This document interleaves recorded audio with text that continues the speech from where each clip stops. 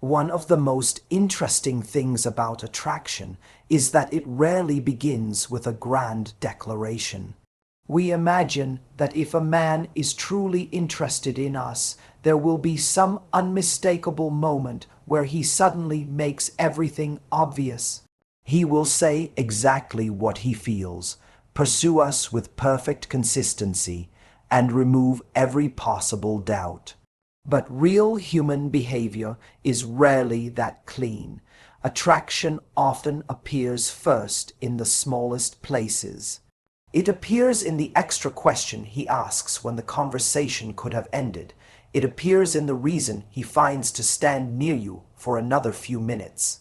It appears when he remembers something you mentioned casually weeks ago. It appears in the unnecessary favor, the unexpected message, the attempt to continue a conversation that had no practical reason to continue. And this is important because when someone is attracted to you, they don't just want to communicate with you. They want to create opportunities for connection. Think about that distinction. Communication is about exchanging information. Connection is about creating an experience between two people. A man can communicate with you because he needs something. He can ask you a question because the situation requires it. He can reply to your message because politeness demands it. But when he begins creating moments that don't need to exist, that's when something psychologically interesting is happening. Maybe you've finished talking, but he asks, "So what are you doing this weekend?"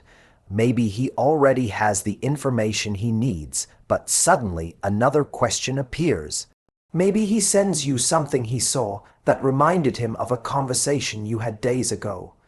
Maybe he finds a reason to help you with something that you could easily have handled yourself. Individually, none of these things prove attraction. That's the mistake people make when trying to decode romantic behavior. They take one signal and turn it into a verdict. He remembered my favorite coffee. He must be in love. Not necessarily. He texted me first. He must want a relationship. Not necessarily. He came over to talk to me. He must be attracted. Maybe. Maybe not. The more intelligent question is not, what does this one behavior mean? The more intelligent question is, what pattern is emerging? Because attraction is rarely revealed by one isolated event. It's revealed by the direction of someone's behavior. Where does his attention repeatedly go? Where does his time repeatedly go? Where does his effort repeatedly go? And perhaps most importantly, does he keep finding ways to move toward you when he doesn't have to? This is where psychology becomes fascinating. Human beings naturally invest resources in things that have value to them. Time is a resource, attention is a resource, emotional energy is a resource, curiosity is a resource.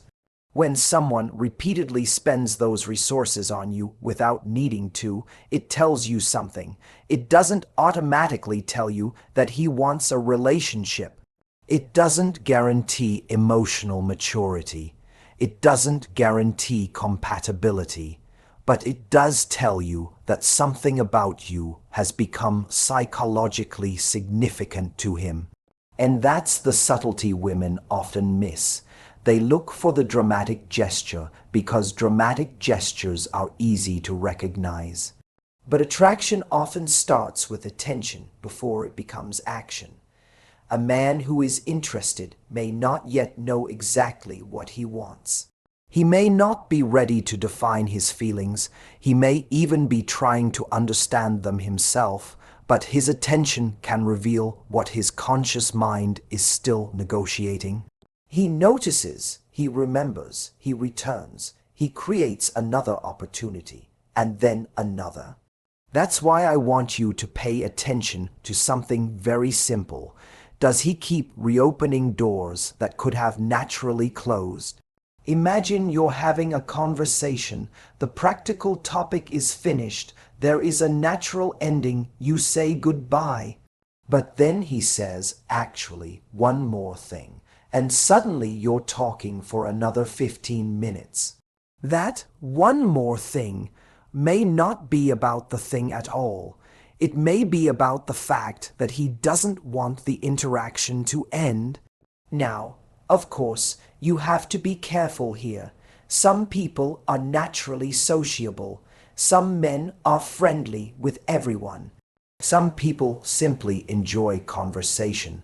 So again, don't build a fantasy around a single moment. Instead, look for selectivity. Does he behave this way with everybody? Or does something about his behavior change specifically around you? That comparison matters because attraction isn't simply about how much attention someone gives. It's about where that attention is unusually concentrated. A man can be friendly with 10 women. But if he remembers what you said 3 weeks ago, asks about the thing you were nervous about, follows up on something important to you, and somehow always ends up finding another reason to talk to you're looking at something more meaningful than generic friendliness. You're seeing sustained curiosity. And curiosity is one of the earliest psychological forms of attraction. When we're fascinated by someone, we want more information. We want to know how they think. We want to know what makes them laugh. We want to know what they care about. We want to understand their world. That's why interested behavior often contains questions, not interrogation. Curiosity, he doesn't just ask, "How was your day?" He remembers that you had an important meeting and asks how it went. That's different because now he's not merely participating in the conversation, he's tracking your life. And tracking someone requires attention. Think about your own life. There are hundreds of things you hear every week that you immediately forget. Why? Because most information doesn't become emotionally important enough to retain. But when someone matters to you, seemingly insignificant details become memorable. You remember the restaurant they wanted to try. You remember the story about their childhood. You remember that they were worried about something. You remember the song they mentioned. You remember the strange little thing that made them laugh. Why? Because emotional relevance changes what your brain considers worth noticing. And this is why a man remembering small details can sometimes be more revealing than a man making a grand compliment. A compliment can be social. Memory is often personal. Now, there's another layer to this that I think is particularly important. A man who is interested doesn't necessarily try to impress you constantly. Sometimes he simply tries to become useful in your world. He offers help. He makes something easier. He gives you information you might appreciate. He notices a problem and offers a solution. Again, don't interpret this as men must provide things to prove love. That's far too simplistic. The deeper point is that affection often creates a desire to contribute. When someone matters to us, their experience matters to us, their stress matters, their happiness matters, their comfort matters, and so we naturally begin asking, consciously or unconsciously, how can I make this moment better for them? That is very different from performing for approval. And this distinction is crucial. If he is constantly trying to impress you, but disappears when you actually need emotional presence, that's not necessarily meaningful investment. But if he consistently notices you, listens to you, remembers you, and makes small efforts to improve your experience, that's something worth observing. Because genuine interest is not always loud. Sometimes it looks almost ordinary. That's what makes it so easy to miss. You may think he just happened to be there, but if he's always there, eventually happening, stops being a convincing explanation. You may think he just happened to remember, but if he repeatedly remembers the things that matter to you, that's no longer random. You may think he just wanted to be friendly, but if he continually creates opportunities for one connection, you have to consider the possibility that friendliness isn't the whole story. And here's where I want you to shift your mindset. Stop asking, how do I make him like me? Start asking, what is his behavior already telling me? Because the first question puts you into performance. You start calculating your texts. You start wondering whether you should wait 3 hours before replying. You start trying to appear mysterious. You start wondering whether you said too much. You become focused on controlling his perception. But the second question puts you into observation, and observation gives you power. You don't have to manufacture attraction. You don't have to manipulate someone into pursuing you. You simply need to become good at recognizing whether someone is naturally moving toward you. Because the healthiest form of romantic interest isn't something you have to drag out of someone. It has movement, it has curiosity, it has consistency, it has little moments of voluntary effort. And that's the real principle here. Asterisk interest creates movement toward the person who has captured your attention. Asterisk, not necessarily dramatic movement. Not always immediate movement, but movement. He finds a reason to talk. He finds a reason to remember. He finds a reason to return. He finds a reason to create another moment. And when you see that pattern, you don't need to obsess over every individual signal. You can simply step back and observe the direction of the relationship. Because attraction is often less about what someone says in one powerful moment, and more about what they repeatedly choose when nobody is forcing them to choose it. So, don't chase the clue. Watch the pattern. Don't demand the declaration. Notice the direction. Because when a man is genuinely drawn toward you, one of the first things you'll often notice is remarkably simple. And once you begin noticing where his attention goes, there is another signal that becomes incredibly revealing. Watch what happens to his behavior when you enter the room, because attraction doesn't only change what a person does. It can change how they feel inside themselves. A man who is attracted to you may behave slightly differently around you than he does around everyone else. Sometimes the change is obvious. Sometimes it is almost imperceptible. He may become more animated, more playful, more attentive. He may suddenly care a little more about how he looks, how he sounds, or whether you're enjoying the conversation. And sometimes, interestingly, attraction can make a man less composed rather than more confident. He might become nervous. He might stumble over his words. He might talk too much, or he might suddenly become unusually quiet. That's because attraction creates something psychologically important. Asterisk stakes asterisk. Before he cared about your opinion, your reaction was simply information. After attraction enters the picture, your reaction becomes emotionally significant. A smile from you feels different.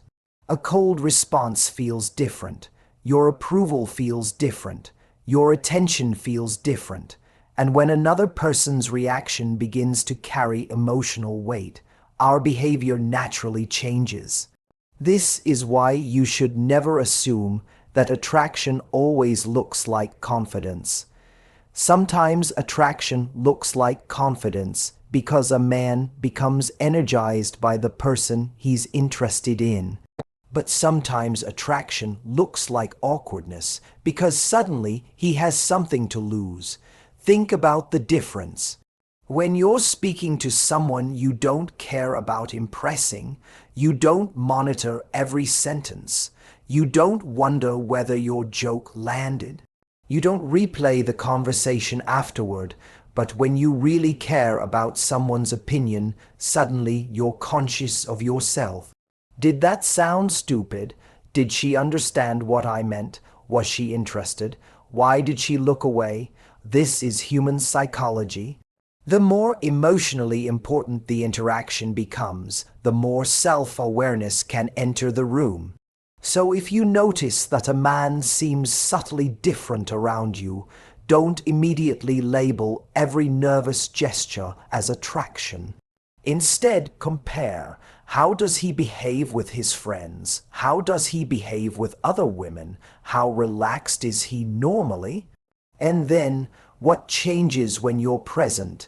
That comparison is incredibly valuable because attraction is often revealed through asterisk asterisk contrast asterisk asterisk. Maybe he's normally very composed, but around you he becomes slightly more playful. Maybe he's normally reserved, but around you he suddenly tells stories. Maybe he's normally loud and confident, but around you he becomes unusually careful with his words. Maybe he normally doesn't care about his appearance, but whenever he knows he'll see you, he seems a little more put together.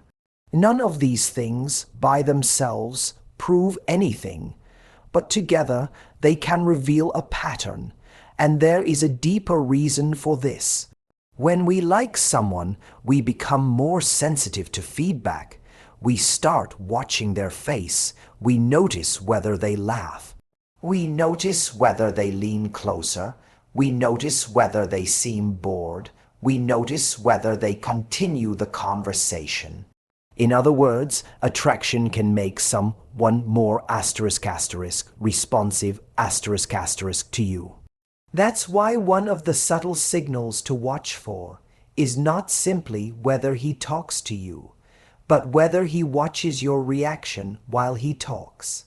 Have you ever noticed a man tell a story and then immediately look toward one particular person to see whether she laughed? That's interesting because the story may have been told to everyone, but the reaction he's waiting for belongs to one person.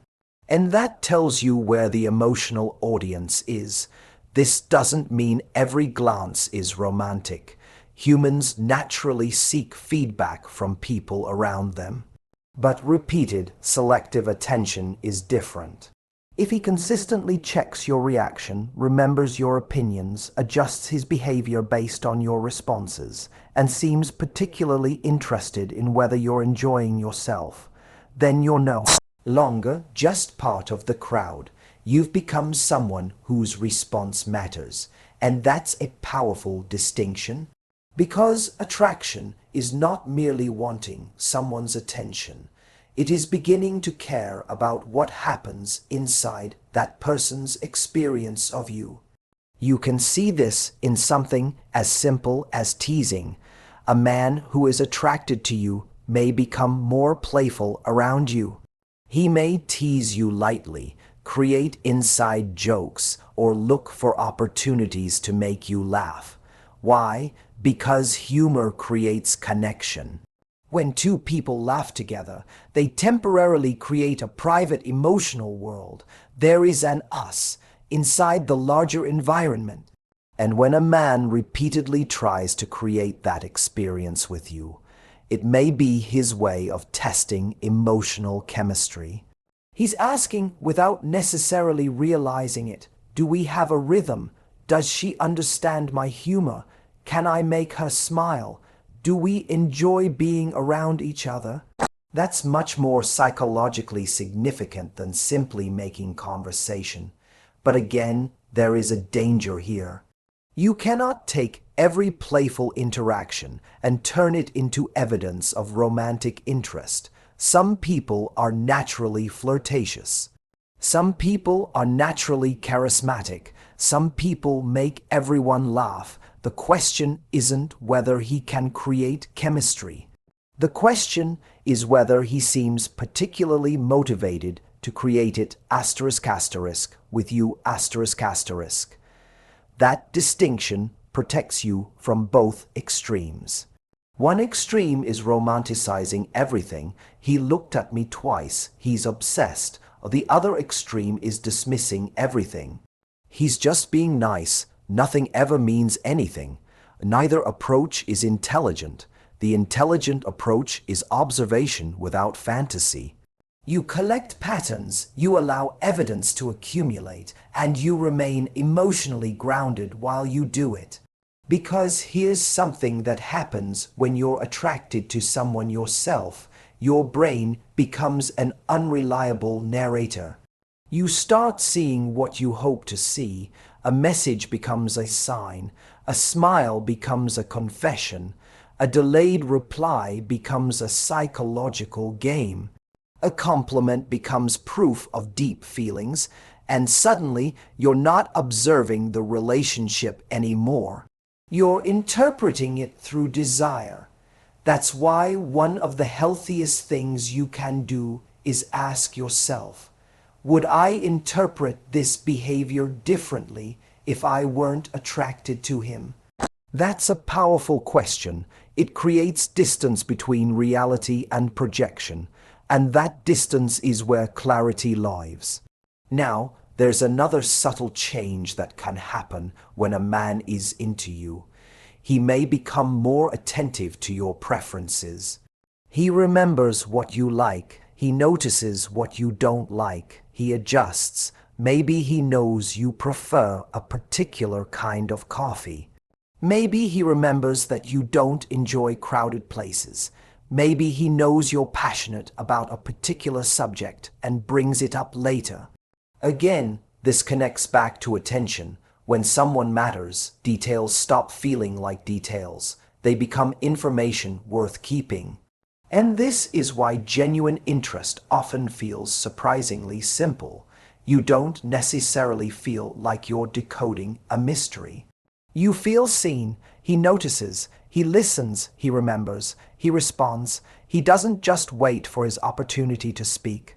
He absorbs information about you and uses it to understand you better. That is a much more meaningful sign than grand romantic language. Because words can be produced instantly, attention takes time, and effort reveals priority. This is where philosophy enters the conversation. We often say that someone cares about us, as if caring were simply an emotion inside their mind. But in relationships, care becomes visible through behavior. If I say I care about something but never give it my attention, never make time for it, and never allow it to influence my choices, what does my claim really mean? Our lives reveal our priorities, not perfectly, of course. People have responsibilities, limitations, fears, and competing demands. But over time, behavior tells a story, and when attraction develops, the story often contains small changes. More attention, more curiosity, more effort, more sensitivity to your reactions, more awareness of how he comes across to you. That's the signal, not perfection, not constant texting, not obsessive pursuit, not some theatrical display of masculinity. Just a noticeable shift in the way he occupies space around you. And sometimes the most revealing moment isn't what he does when he knows you're watching. It's what he does when he thinks you're not. Does he look for you when he enters a room? Does his energy change when you arrive? Does he instinctively orient himself toward you? Does he remember your presence? Does he find himself engaging with you even when there are many other people available? Those unconscious moments can be revealing because attraction often operates before conscious strategy catches up. And that's why you shouldn't obsess over decoding every body language signal. Instead, look at the larger emotional pattern. Does he seem more alive around you, more attentive, more curious, more careful, more playful, more invested in your reaction? If the answer is consistently yes, then something may be happening beneath the surface. But here's the most important part. Don't use these signals to convince yourself that a man likes you. Use them to ***, observe whether he is moving toward you ***. Because your goal isn't to become a detective, your goal is to become discerning. There is a huge difference. A detective searches desperately for evidence because she needs a particular answer. A discerning woman watches reality and allows the answer to reveal itself. She doesn't chase every signal.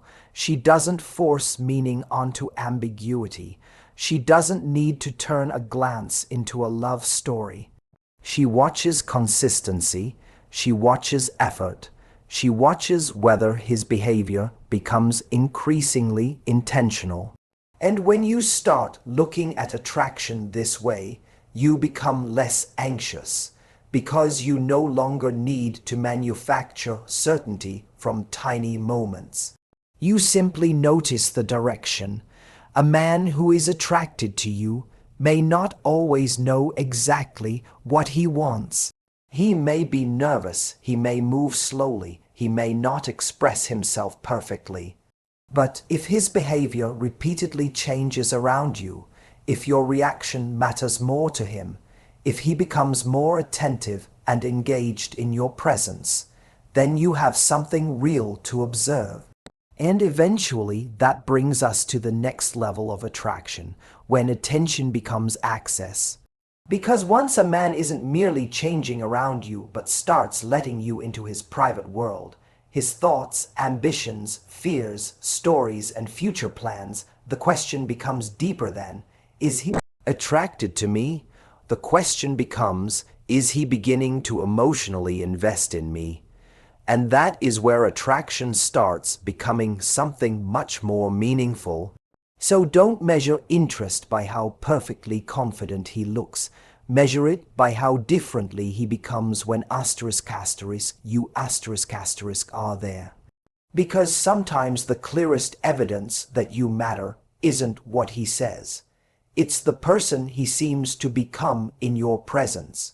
And this brings us to perhaps the most meaningful signal of all, because there is a point where attraction stops being merely about attention and starts becoming about access. A man can notice you, he can enjoy talking to you, he can become more animated when you're around, he can look for reasons to spend time with you. But when he begins letting you into his world, something deeper may be developing. And by letting you into his world, I don't mean simply telling you what he did that day. I'm talking about something much more personal, his thoughts, his ambitions, his worries, his history, his values, the things he wants from life, the things that have disappointed him, the things he's still trying to figure out. Because there is a difference between *** conversation and disclosure ***. Conversation is easy, disclosure requires vulnerability. You can talk to someone for 3 hours and reveal almost nothing about yourself. You can discuss work, movies, restaurants, travel, sports, gossip, and everyday events while keeping your emotional world completely protected. But then something changes. He starts saying, "I've never really told anyone this," or he tells you about something that shaped him. Or he asks what you think about a decision that actually matters to him. Or he tells you about a dream he's pursuing before he knows whether it will work. Or he talks about a difficult period in his life without trying to make himself look impressive. Now you're seeing something different. You're not simply being entertained. You're being trusted with information that has emotional weight. And trust is important because intimacy isn't created by proximity alone. Two people can sit next to each other every day and remain strangers. Two people can spend one evening talking honestly, and suddenly feel as though they've entered each other's inner world. That is what emotional access means, and one of the most subtle signs that a man is becoming genuinely interested is that he begins to give you more of that access. But here's something I want you to understand. Men don't always communicate emotional investment in the way women expect. Sometimes a woman expects a man to sit down and say, "I want you to know everything about me." That's not usually how it happens. It may happen through fragments, a story from his childhood, a confession about something he regrets, a fear he rarely talks about, a dream he hasn't told many people, an opinion he feels strongly about, a personal question he wouldn't ask just anyone, a conversation that suddenly moves from "what do you do" to "what do you actually want from your life." These moments matter because they're evidence of increasing psychological intimacy, and there's another side to this. It's not only about what he tells you, it's about what he asks you, because genuine interest isn't simply self-expression. It's curiosity about the other person's inner world.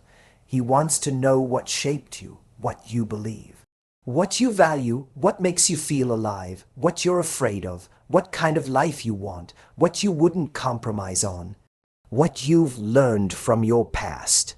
And notice the difference between someone asking questions because they're trying to keep a conversation alive and someone asking questions because they genuinely want to understand you.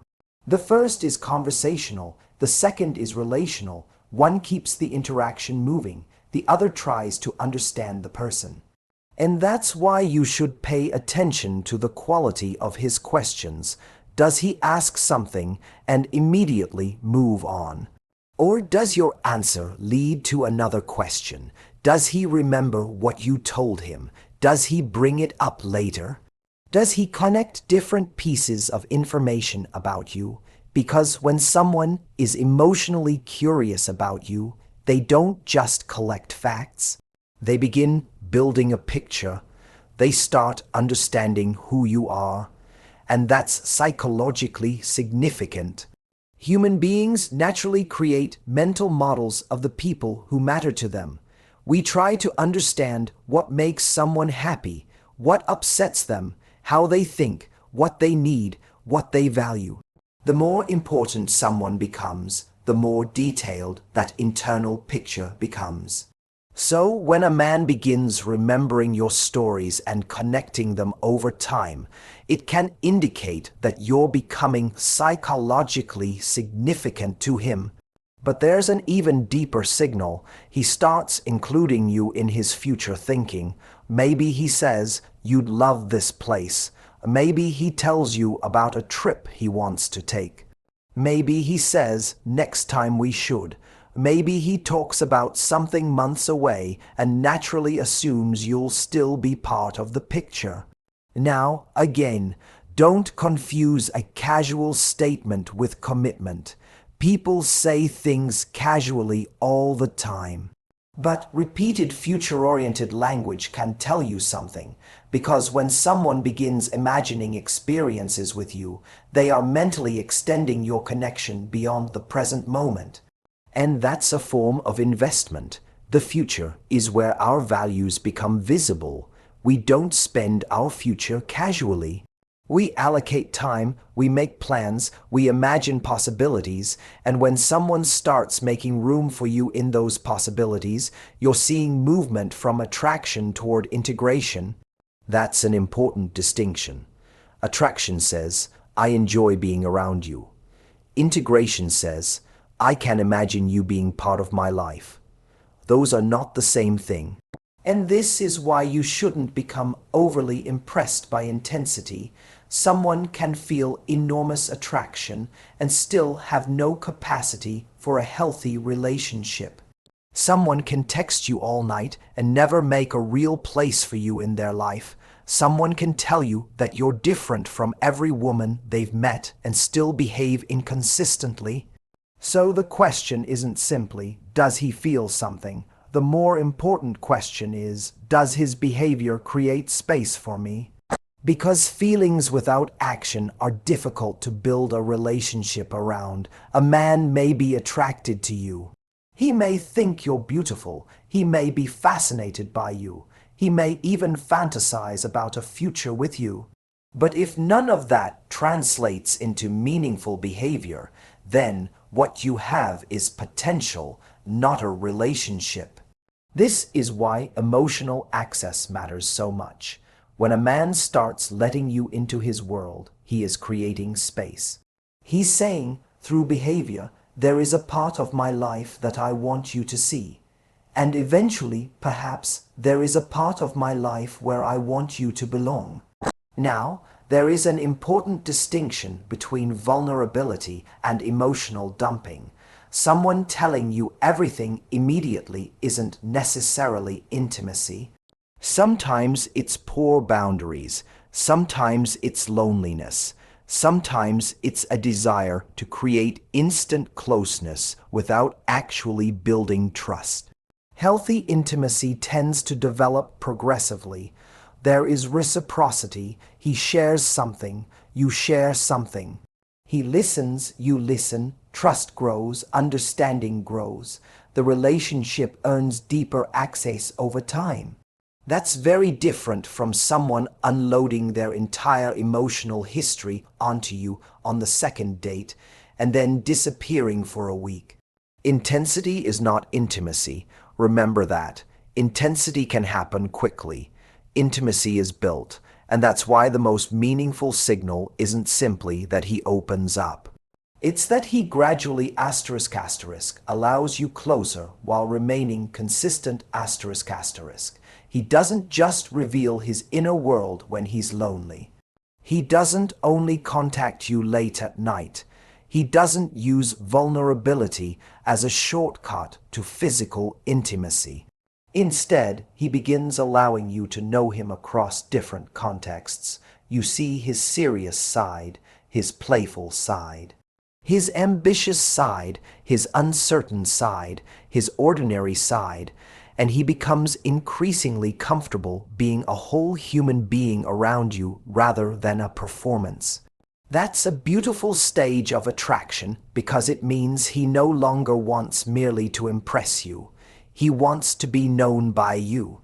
And those are profoundly different desires. When someone wants to impress you, they show you their best qualities. When someone wants to be known by you, eventually they show you their complexity, their contradictions, their imperfections, their uncertainties, and they discover whether you can accept the real person rather than the polished version. That's where emotional intimacy begins, and there's something philosophical here that I think we often forget. To be known is one of the deepest human desires, not simply to be seen physically, not simply to be admired, but to have someone understand the invisible parts of you and still choose to remain. So when a man begins inviting you into his private world, don't reduce that to a dating trick. It may be something much more human. It may be the beginning of trust, and trust is the bridge between attraction and intimacy. But here's where I want you to remain grounded. Don't assume that every personal story means commitment. Don't mistake vulnerability for compatibility. Don't mistake emotional chemistry for a healthy relationship. And don't decide that because a man has opened up to you, you now have to earn his love by becoming his therapist. You are not responsible for rescuing someone simply because they trust you. Healthy attraction should create mutuality. You should be getting to know him. He should be getting to know you. You should feel increasingly understood. He should feel increasingly understood. There should be movement in both directions, and when that happens, something powerful occurs. The relationship stops being about guessing. You don't have to spend every night asking, "Does he like me?" You start experiencing something more concrete. He knows you, you know him, he makes space for you, you make space for him, and the connection begins to exist not just in your imagination, but in your actual lives. That's the real progression we've been talking about. First, watch where his attention goes. Then notice how his behavior changes when you're around. And finally, notice whether he begins opening the door to his world. Because attraction isn't ultimately about one magical signal. It's about movement. Attention moves toward you, behavior changes around you, and eventually, if the attraction is becoming emotionally meaningful, his world begins making room for you. So, don't chase certainty from a single text message or a single glance. Watch what happens over time. Watch whether he remembers, watch whether he returns, watch whether he opens up, watch whether he makes room. Because the man who is genuinely becoming interested doesn't simply want more moments with you. Eventually, he wants you to know the person behind those moments. And that is when attraction begins to become something deeper.